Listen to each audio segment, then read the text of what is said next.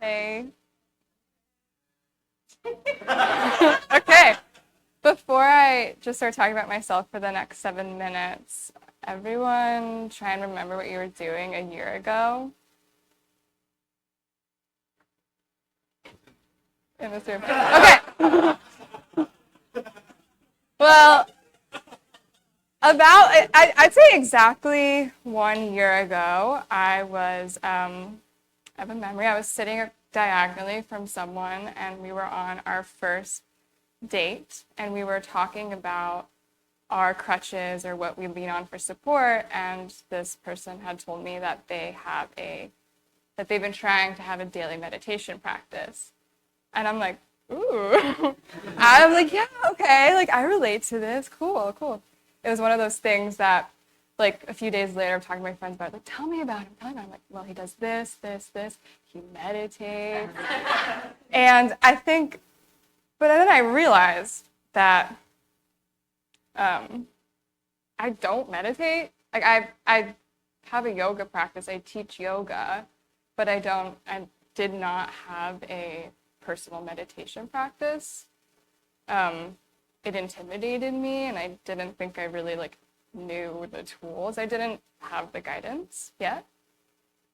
So flash forward 6 months later, and I am in my first Dharma class at 3 Joules.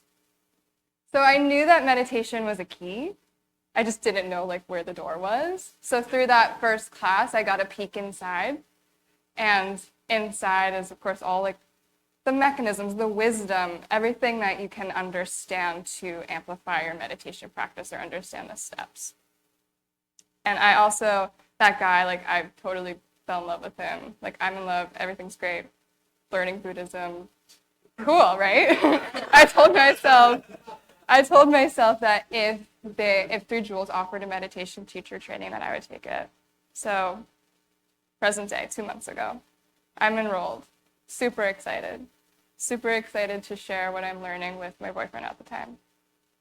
I think training started on a Friday, and then on Wednesday, we broke up. He broke up with me. Perfect timing, actually. So what have I done in the past?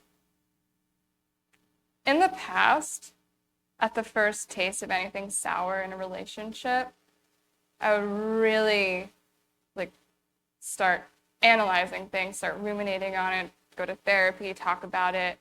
Why does this keep happening to me? Why do I feel this way? I was starting to put the pieces of the puzzle together, and I constructed a picture that because of a certain dynamic with one of my parents, that this was just who I am, this is the way it was. I would look back and I would put the pieces of the puzzle together, and I was like, this totally makes sense. This is my life. It's real. I felt it. Duh. I'm being smart. But yeah, I put my little analytical glasses on and look to the past. But what I forgot to do was I forgot to take these analytical glasses off at the things that were happening to me in the present.